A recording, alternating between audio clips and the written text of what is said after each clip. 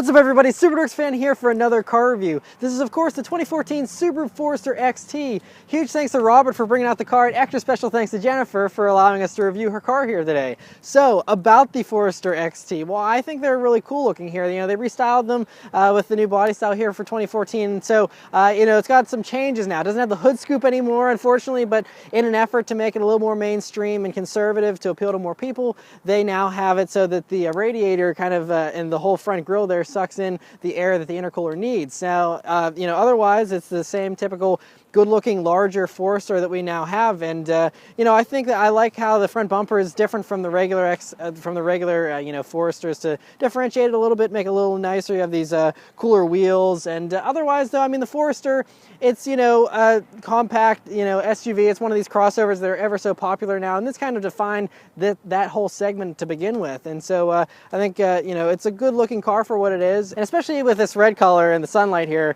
in particular, it looks really great, and just as a very mature yet slightly aggressive look. Right, for the interior of the 2014 Forester XT, it's a very nice place to be. So first things first, sitting down in these seats, they're pretty nice. Now, there's not a whole lot of bolstering to them, I'll say that right off the bat, but again, this is a Forester, not a WX, so you know, it's forgivable. And you know, they're nice seats, nicely leather covered, and have the contrast stitching. Now, the leather isn't quite as supple as some of the other vehicles you know, this competes against, but it's still nice nonetheless. I like that it's perforated leather though, so it gets less hot in the summer than, you know, the standard just smooth leather seats. Next is the steering wheel in the Forester XT, which is really nice. So again, you got the contrast stitching here, nicely leather wrapped. You got the steering wheel mounted paddles as well for the CVT transmission here, and you know, you got a good amount of buttons here, your SI drive, and other things to control the center screen over here.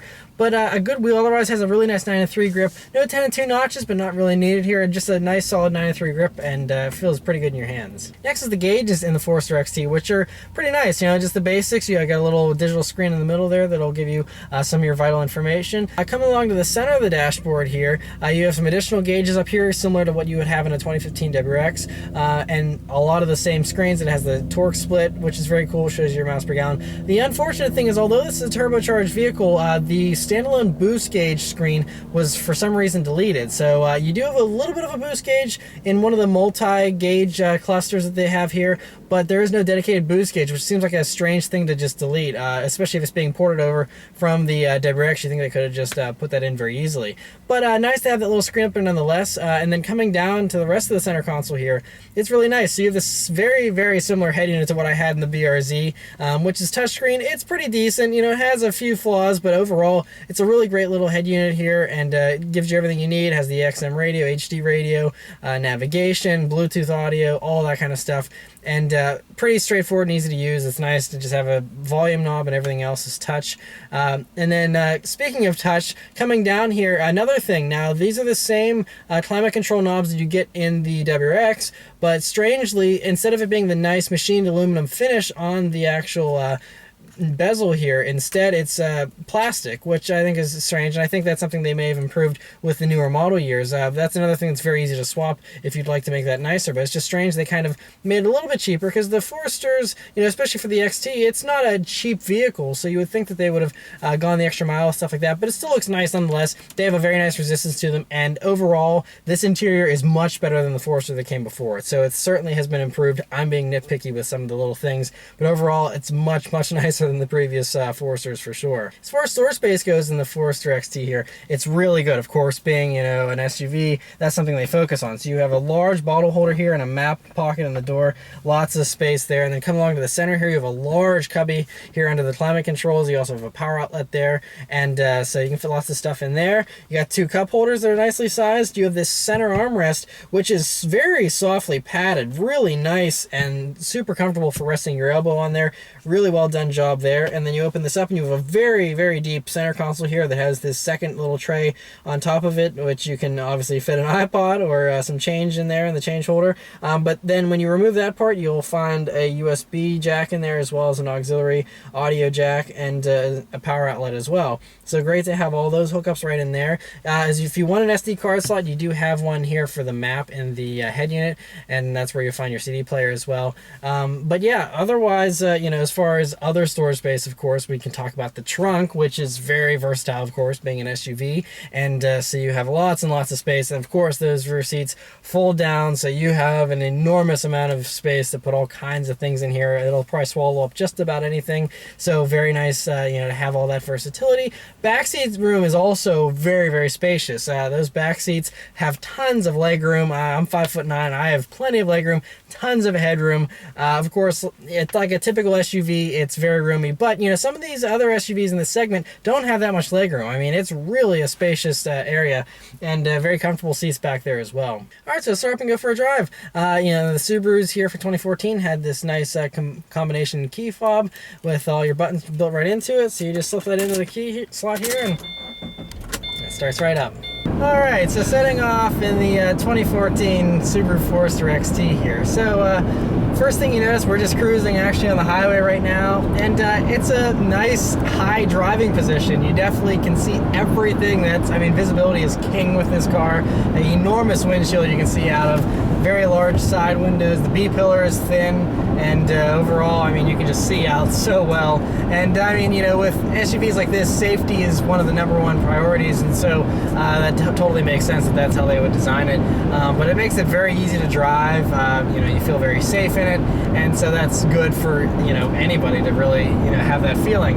Other things you notice, it's pretty quiet in here. You know, there's a little bit of wind noise. It's you know, not quite as silent as some of the other I guess compact SUVs that I've driven from the luxury car makers, but it still is you know, very refined. It's a very smooth and comfortable ride. That's one thing. You know, we're going over expansion joints and things like that here on an imperfect highway, and you hardly feel it at all. It's really, I could see this being a very comfortable car for driving great distances in.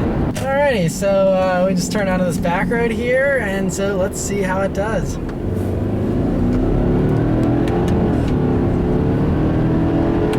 Okay, so it's pretty good. Now it's not quite as impressive as the WRX, but then again, this is a little bit heavier and a larger vehicle, of course. So anyway, we're dealing with the same motor as the 2015 WRX. It's a 2-liter direct injected turbocharged 4-cylinder. In this application, it does 250 horsepower and 258 pound-feet of torque, and it's lugging around about 3,600 pounds. So lighter than a lot of the other SUVs, but it is an SUV, so you kind of have that to deal with. But as we're pushing it around some corners here a little bit, not going too crazy, of course. There's traffic and it's a public road, but yeah, I mean, it handles pretty good. Obviously, there's some body roll there. It's an SUV, you're going to have that, but it feels pretty buttoned down, honestly. And again, it's just the smoothness of the ride is insane. I think that's one of the things. This is definitely smoother than a WRX, a little more pillowy in the way that it handles, but you get, I mean, you can't feel any of the road imperfections really, and it's really impressive. So those softer springs, I think, pay off, because that's something that I think most people that buy something like this don't want something quite as hardcore as the WRX. So for them, it's quite all right. And that's another reason why this car now only comes with a CVT transmission. It doesn't have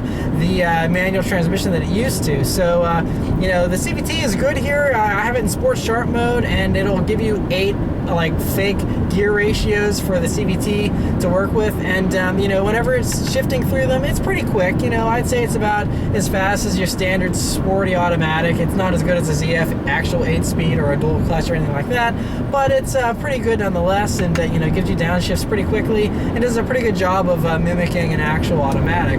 And like all the other you know, turbocharged vehicles from Subaru, it has a really great surge there in the mid-range, and it definitely is fun. It's pretty easy to gain speed in this car, and you know, even, you know, as I'm on this back road, you wouldn't think that an SUV would be remotely fun, but it is. I'll do another acceleration here, second gear or third gear this time, but it's got good pickup down low here, and then yeah, it's strong. Brakes feel good, and it handles well. You know, the more that I push it a little bit here, it does actually hold itself together really well. I'm impressed. The brakes felt pretty good as well. They weren't overly spongy or anything, and feels pretty good, I gotta say. And it's just a nice car to drive. Other things, while I'm, you know, stuck behind some cars here, I love this huge moonroof. It really gives you this open air kind of feeling almost, and it's just a really nice driving experience. Again, with all the glass you have around you and all the glass above you. Other things to note, the throttle response, at least here in the Sports Sharp mode, is really good. Obviously, you know, with the Subaru system here, there's the Intelligent mode, the Sport mode, and then the Sports Sharp. And the Sports Sharp obviously sharpens everything up much more than the other modes.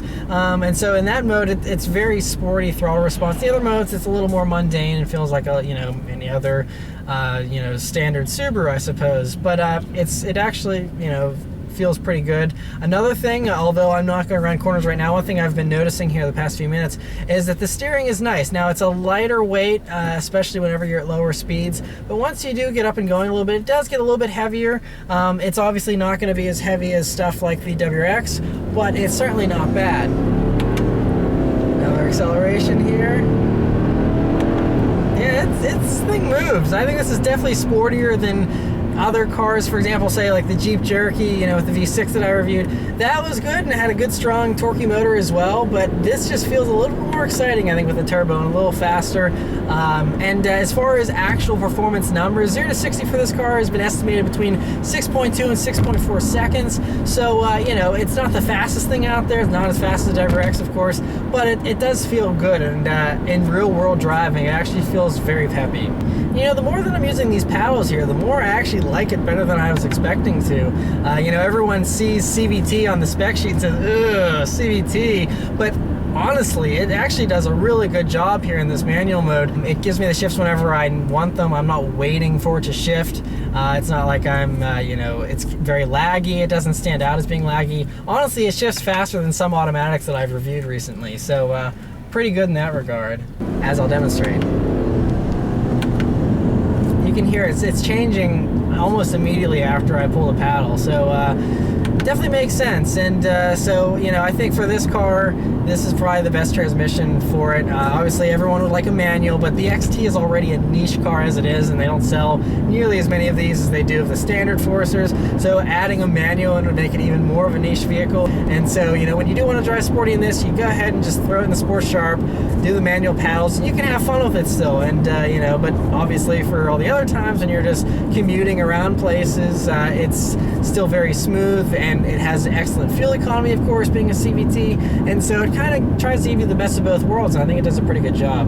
Anyway, I'm going to drive this car around for a little while longer here, and I'll come back and give you guys some final impressions. Alright, so I've been driving this car for a little while longer here now, and I gotta say, I'm really impressed with it. It's a really nice vehicle, and I actually, way back when, I think it was the first car review I actually did was a Subaru Forester, just a standard one, and that was pretty ho-hum and lackluster. This actually gives you a lot more fun, and it's really impressive, I gotta say. The one thing that really is surprising me more than I thought it would is this CVT. It's really great, especially you put it in that Sport Sharp mode, and it doesn't act like a CVT, really. It holds on to gears whenever you're stomping on it. It gives you the power whenever you want it. The Sport mode, you know, it gives you a little bit of a sportiness, but it also acts like a CVT, so you kind of get the best of both worlds in that mode. And then the Intelligent, of course, when you're just trying to hypermile and take it easy.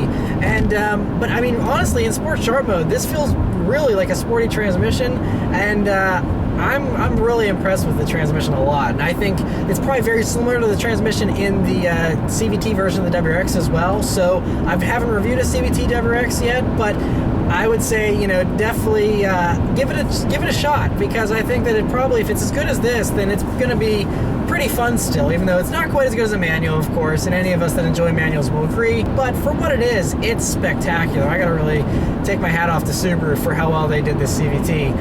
But otherwise, though, it's really nice. You know, you got the Harman Kardon sound system, you got all the luxury features you could want. It's very smooth and comfortable. I swear, this is the smoothest riding car I've probably reviewed in a long time. It's really just a buttery smooth ride. It's kind of insane. It's better than a lot of luxury cars that are out there that cost double the price. So another really impressive thing there by Subaru. But yeah, it's a really great car. I like it a lot, and you know, obviously it's not going to replace a WRX. It's not going to be as fun as, you know, some of those types of vehicles, but for a compact SUV, I mean, what other sporty stuff do you have? You just have large engine options in some of these other SUVs. That's as sporty as you get. This, it's really kind of got that enthusiast flair to it, while still giving you all the great practicality of a small SUV. So, really well done job. A really well-rounded car, I think, and very impressive. So once again, huge thanks to Robert and Jennifer for allowing me to review their car here today for you guys, and let me know what you think about the Forester XT and this whole CVT. And anyway, thanks for watching. I'll see you next time. Take care.